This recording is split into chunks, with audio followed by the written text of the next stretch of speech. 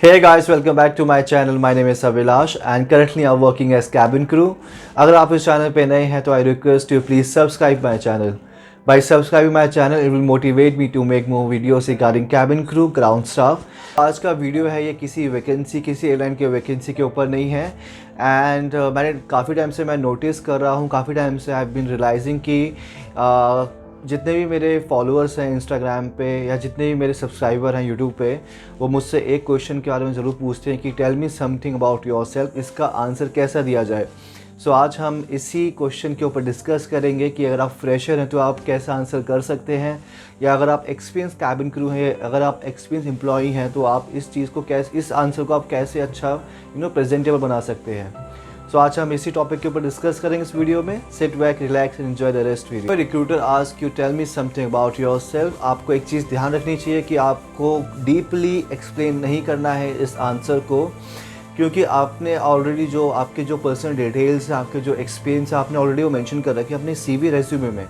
तो जो भी रिक्रूटर है, जो भी आपसे वो क्वेश्चन पूछ रहा है, वो आपका CV पढ़ सकता है अगर उसको आपके बारे में जानना है। बट थिंग इज़ कि उस टाइम इतना टाइम नहीं होता है किसी भी रिक्रूटर के पास कि आपका CV पढ़े, आपके डिटेल्स पढ़े।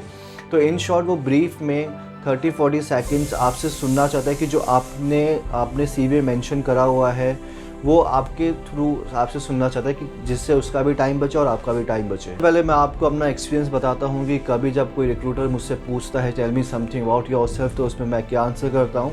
As you know I am experience cabin crew and so मेरे जो आंसर्स होते हैं मेरे वर्क एक्सपीरियंस के रिगार्डिंग ही होते हैं।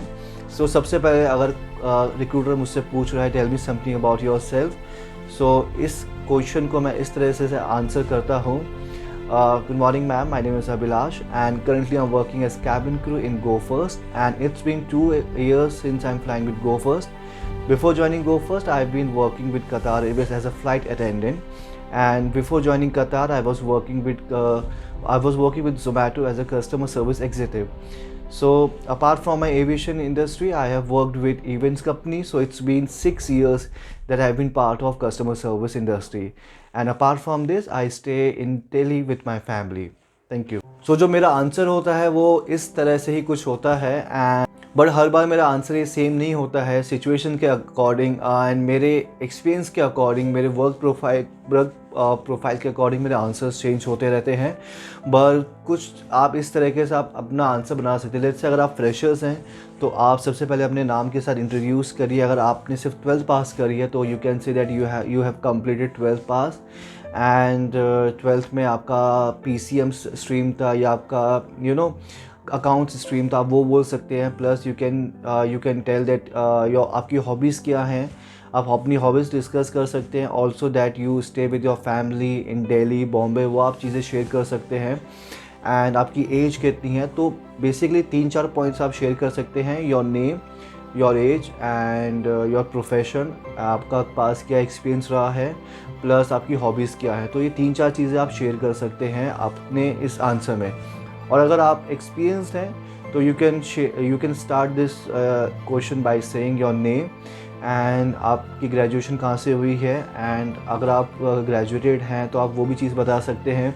ऑल्सो अगर आप अभी कहीं और काम कर रहे हैं, लेट्स से आप किसी बैंकिंग सेक्टर में, मल्टीनेशनल कंपनी में, let's say BPO, call centre या सेल्स में काम करें, तो आप वो भी बता सकते हैं।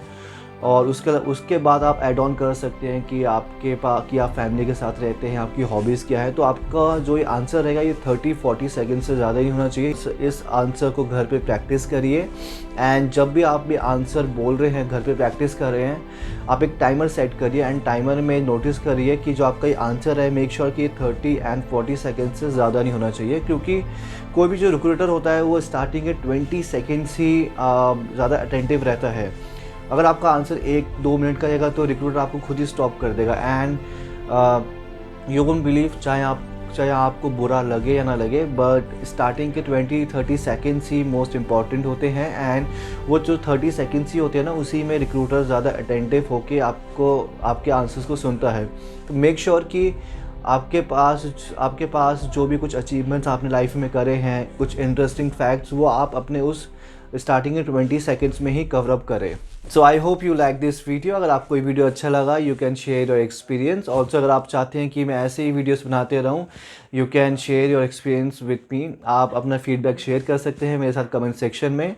Also you can follow me on Instagram, I am quite active over there. Till then stay safe, see you on board.